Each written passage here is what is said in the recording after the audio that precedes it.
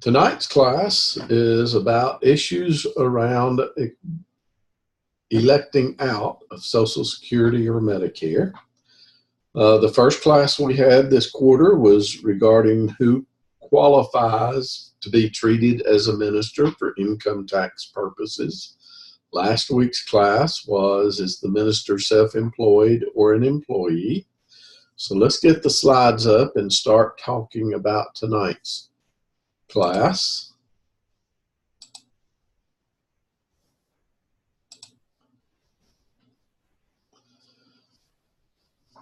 As you remember from last week, we talked about ministers are always considered by the IRS to be self-employed for purposes of Social Security and Medicare.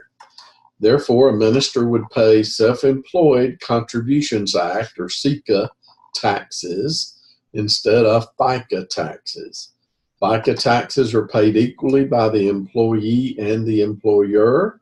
Self-employed taxes, SECA taxes, are only paid by the employed, the self-employed individual, at a 15.3% rate, whereas the FICA taxes are contributed 7.65% by the employee, 7.65% by the employer. So all this does, this is the equivalent of Social Security and Medicare taxes for a W-2 employee.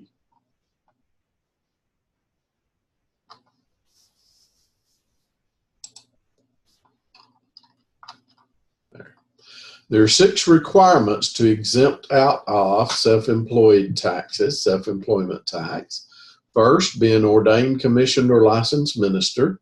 That shouldn't surprise you, since in our first class we talked about the requirement to qualify as a minister under the tax code is to be ordained, commissioned, or licensed. Number 2, you have to be ordained, commissioned, or licensed by a tax-exempt church or convention or association of churches. Number 3, you have to file a timely election on Form 4361, and we'll look in a few minutes at what Form 4361 says and what all is included there. You have to notify the ordaining, commissioning, or licensing body, and you have to receive approval of Form 4361 from the IRS. Hello, Justin.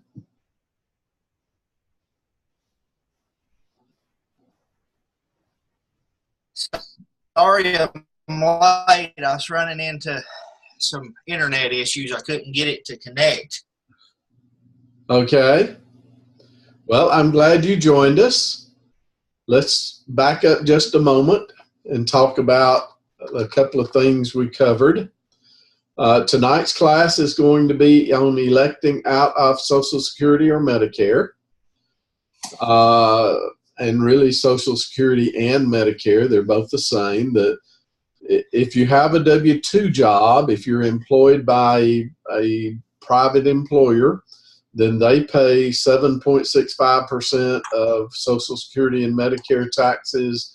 You have withheld from your income Social Security and Medicare taxes at the same 7.65%. But a minister, being considered self-employed for purposes of Social Security and Medicare, pays 15.3%, the Self-Employed Contributions Act rate, because they're covering both sides of Medicare, Medicare and Social Security. So all those contributions go to your credit. When you file a tax return, they go to your credit in the Social Security system. So it does qualify you to receive Social Security or Medicare at age 65 or full retirement age for Social Security.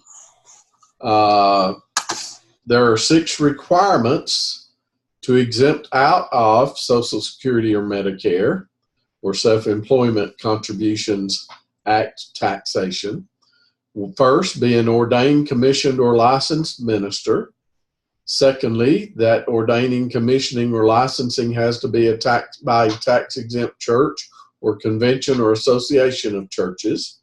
That shouldn't surprise you because as we studied in our first class, in order to be qualified for a minister, you have to be ordained, commissioned, or licensed to receive the tax benefits due to a minister.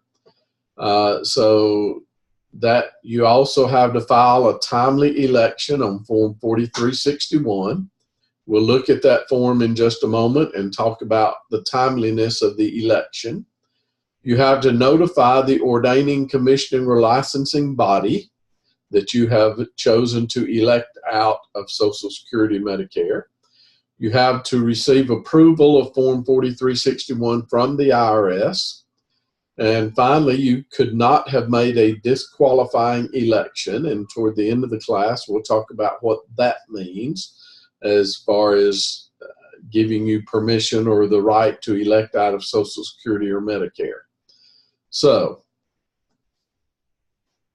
as we talked about in our first class, the courts have recognized that there are religious bodies that do not have, or religious groups that do not have ordaining, commissioning, or licensing bodies.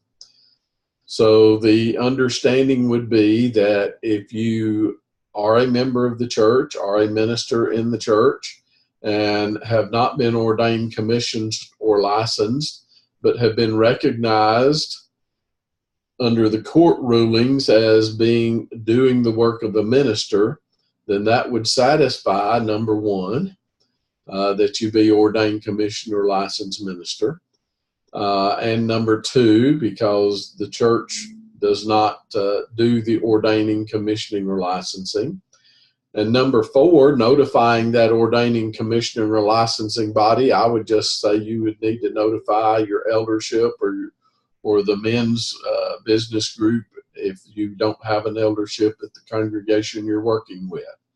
So it really would revolve around filing a timely election on Form 4361 and getting that approved by the IRS. This is what Form 4361 looks like. Has not been revised since January of 2011, I believe it was, the last time it was revised. So let's look at the item number 7 there, what it says. It says, I certify that I am conscientiously opposed to, or because of my religious principles I am opposed to, the acceptance for services I perform as a minister, member of a religious order not under a vow of poverty, or Christian Science practitioner, of any public insurance that makes payments in the event of death, disability, old age, or retirement, or that makes payments toward the cost of or provides services for medical care. Public insurance includes insurance systems established by the Social Security Act. So as you can see in that paragraph, I'm opposed to, or because of I'm conscientiously opposed to, or because of religious principles, I'm opposed to any public insurance that makes payments in the event of death, disability, old age, or retirement. That's the Social Security piece. Or that makes payments toward the cost of or provides services for Medicare. That would be the Medicare. Medical care would be the Medicare piece that we're talking about.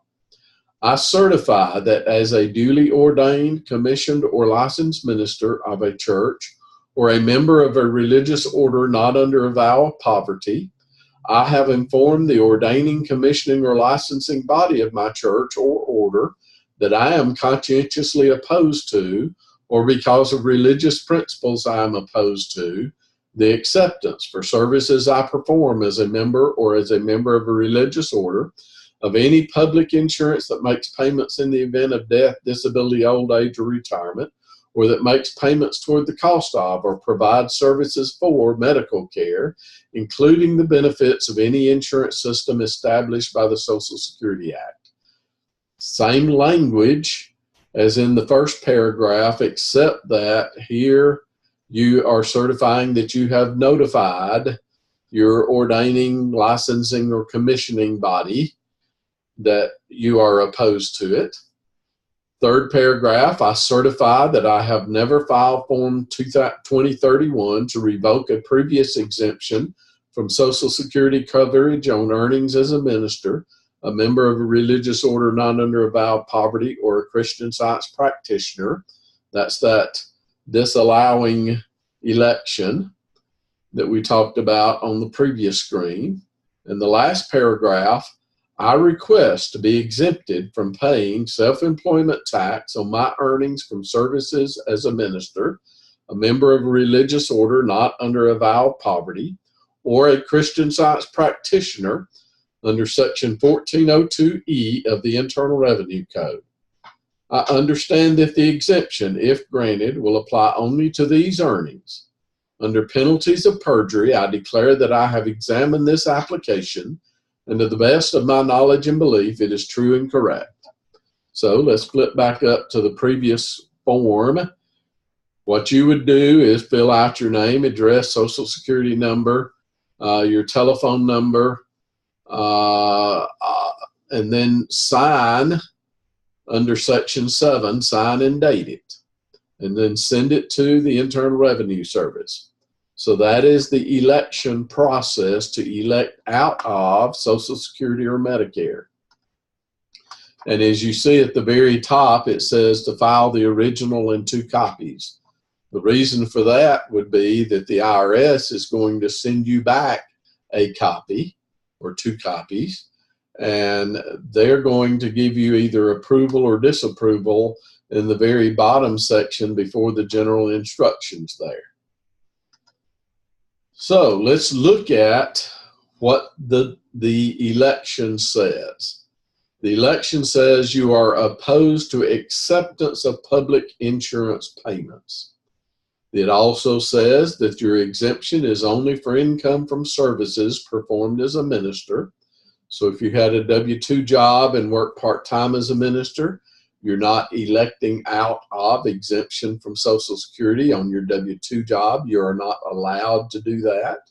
There are a handful of people that can do that, but very few, rare people, rare exceptions there. You are not prohibited from participating in private insurance programs.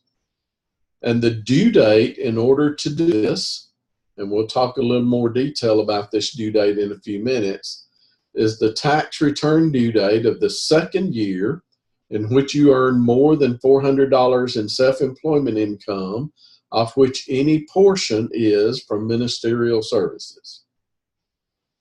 Let's flip to the next screen and talk a little more about that due date. The clock starts running the first year in which you have net self-employment earnings of more than $400, any portion of which is from ministerial services.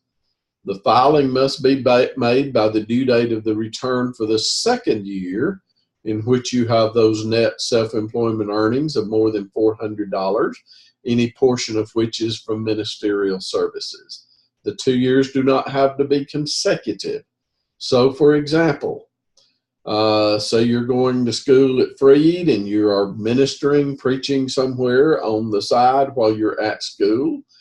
And after you have calculated all your expenses against the income they paid you for the preaching, you had a loss. That is not a year that counts as having net self-employment earnings of more than $400. Say the next year they paid you a little bit more, you figured out how to limit some of your expenses, and you had earnings, net earnings for $200. That would not be a year that would count because you did not have self-employment earnings of more than $400. Say the third year, they increased your pay a little bit more and you had $500 of net self-employment income from ministerial services. That's the first year. That year starts the clock running. The next year in which you have, however long it takes, but the next year in which you have net self-employment earnings of more than $400 is the due date by which you have to file this election. The due date for that tax return for that second year that you have at least $400 of self-employment income, some portion of which came from ministerial services. So, I know that's a lot of language, but I hope you get the idea there. So let's flip back to this. And I made a statement earlier that I can argue both sides of this agreement or this election. Opposed to acceptance of public insurance payments. My opinion is, strictly my opinion, I won't bind it on anyone, strictly my opinion, is that the church should take care of ministers who give their life to preaching. And as such, the church is the place that you should look to for retirement income, for medical coverage, for whatever. Reality of the situation is we have grown up since 1930, I believe, 8 or 32 or whatever date it was that Social Security and Medicare were put into place. We have grown up with an understanding that the government is going to take care of its citizens by providing retirement income via Social Security and medical coverage in their older years via Medicare. So I can understand why a church would want their minister to be covered by Social Security and Medicare. And I can understand why they would encourage that minister to do so. Now, one of the most common ideas that I face when I talk to people about this issue is that they say, for one thing, Social Security may not be there for me. Medicare is kind of expensive. The money I put in, I'll never get back. And various and sundry other things. If you read the election, that does not enter into the equation at all. The election says I have an opposition to acceptance of public insurance payments. So,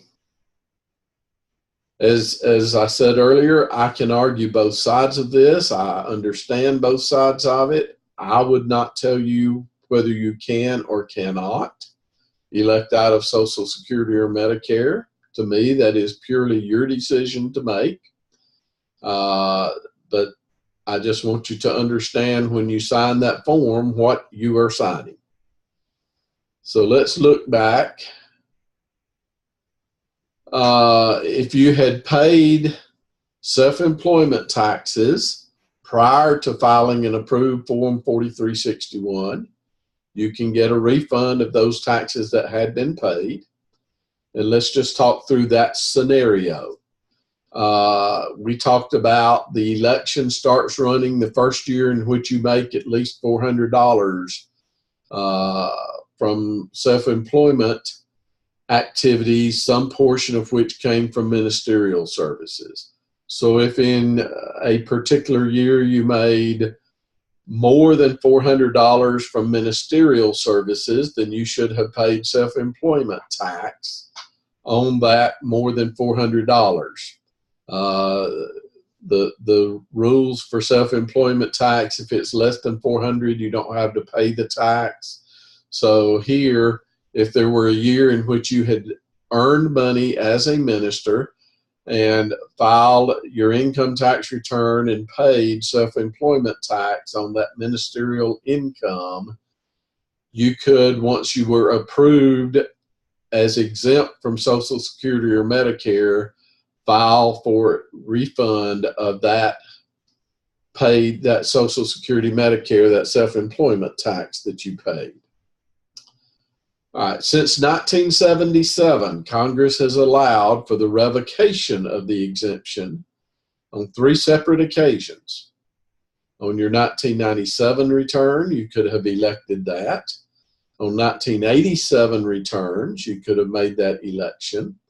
Or on 2000 or 2001 returns, And those are the 2031 forms that we talked about earlier.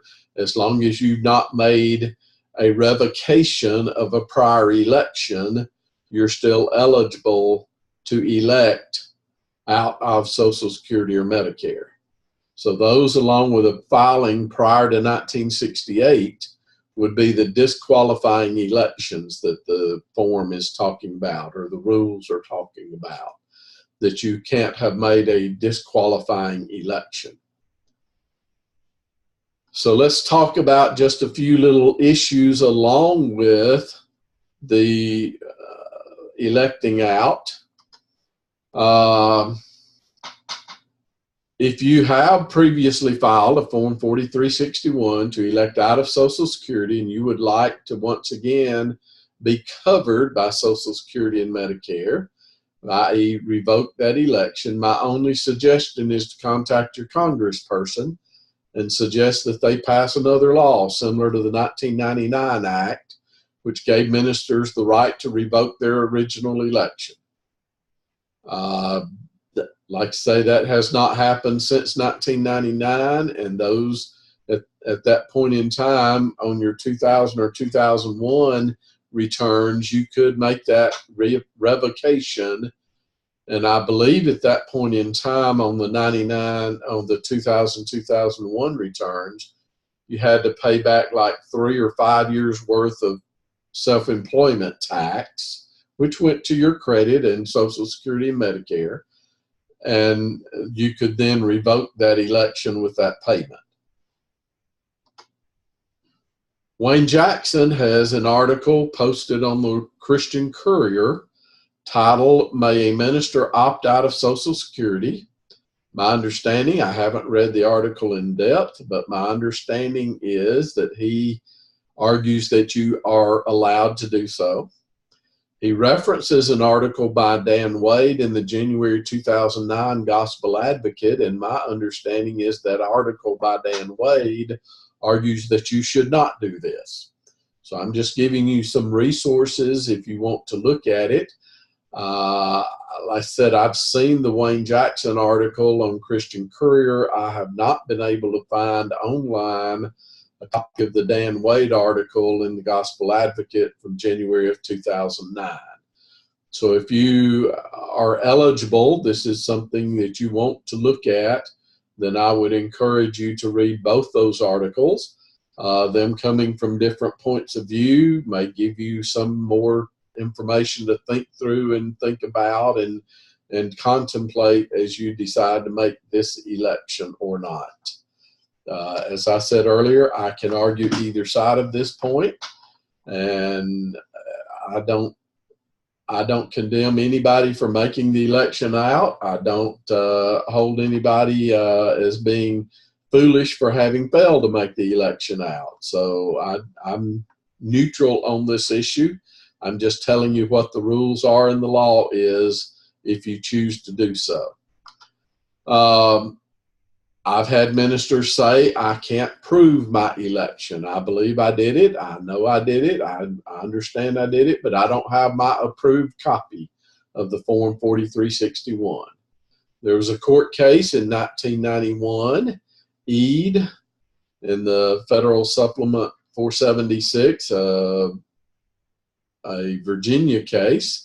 The federal court in Virginia held that the receipt of the application approved by the IRS is a perfunctory administrative task and is not required for exemption. In this case, Ede convinced a jury that he had filed, and the court upheld his exemption, even though the IRS could not find any proof that he had ever filed, and the Social Security Administration could not find any proof that he had ever filed. But he claimed he had. He convinced the jury he had, and the court held that that was sufficient for him to be granted the exemption from Social Security and Medicare. In the IRS audit manual, they say to determine if a minister is exempt from self-employment tax, Request that he or she furnish a copy of the approved Form 4361 if it's not attached to the return.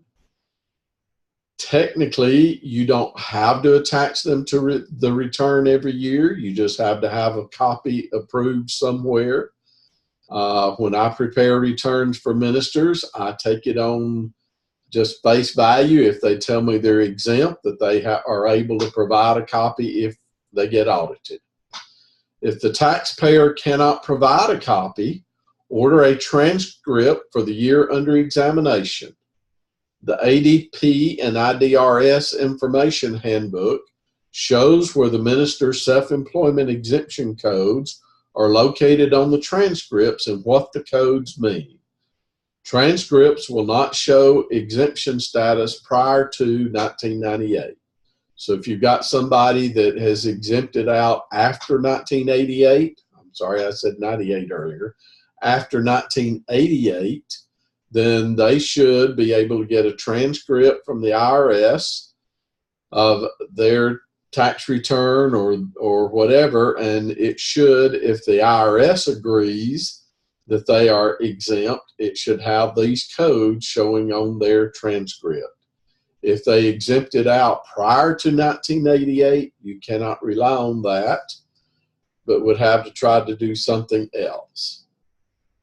If the transcript does not show a minister self-employed indicator, i.e. that you have exempted out of self-employment tax, and the taxpayer still claims that he or she is exempt from self-employment tax, the Taxpayer Relations Branch at the Service Center where the Form 4361 was filed can research this information and provide the taxpayer with a copy. The Social Security Administration in Baltimore can also provide the information on exemption for an individual. More language from the IRS Audit Manual. So if you elected out prior to 1988, then you would have to talk to the Taxpayer Service or Taxpayer Relations Branch at the Service Center where you filed the exemption request, or you would have to talk to the Social Security Administration in Baltimore to see if they can provide you the information about your exemption. So that's all I've got to talk about as far as that, unless you've got some questions. You know, I don't want to belabor the issue for a long period of time. Go ahead. Oh, I don't. Okay. You had unmuted. I didn't know if you had questions or not. Well, I didn't know the reality of it until, because I was part-time 7 years before I was full-time. Right. And I didn't grasp the reality of this at that time. And so my 2-year window closed about 6 years ago. Okay. 7 years ago. Now, here is an option if you're interested. I don't say you should do this. I don't say you shouldn't do this. There have been cases where somebody has filed late and the IRS has accepted it. So if you, granted, ignorance of the law is no excuse, but there have been cases where somebody made the claim that they were unaware of the time frame that they should be trying to meet this requirement and failed to meet it only because they were unaware of the time frame to do so. They filed, and the IRS has, in some cases, granted them exemption. If you did it, I mean, let's look back. This is what you're certifying. You're certifying this certification, and nowhere does it say that you met the time frame. So, you know, yes, you're supposed to do it within the 2-year window. But if you're truly interested, it takes very little time to fill out a Form 4361.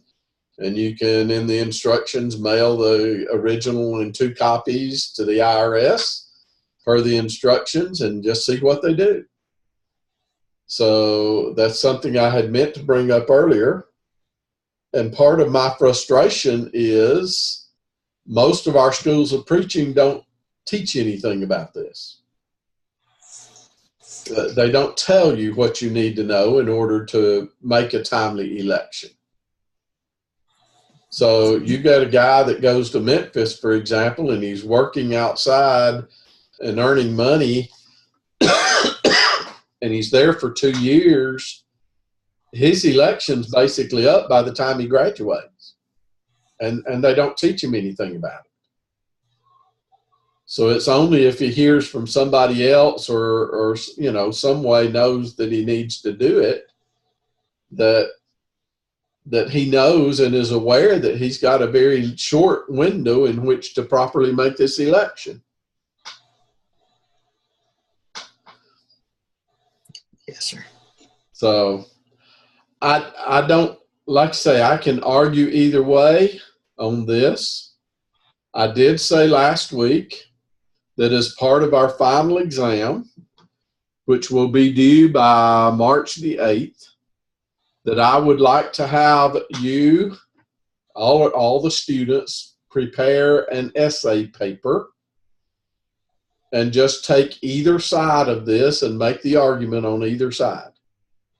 So that is an assignment you will have that will be due by March the 8th. Should a minister or should a minister not elect out of Social Security and Medicare? As I said, I can argue both sides of it. I understand both sides of it. And I just want to, as a way to, you know, tax your mental capacities and your student abilities, et cetera, et cetera. That's what I've decided to assign as an essay paper, and doesn't have to be that long, a page, 2 pages at the most. And just let me know where you're coming from on this, and I'll grade those, and that'll be part of your final grade. Yes, sir. So,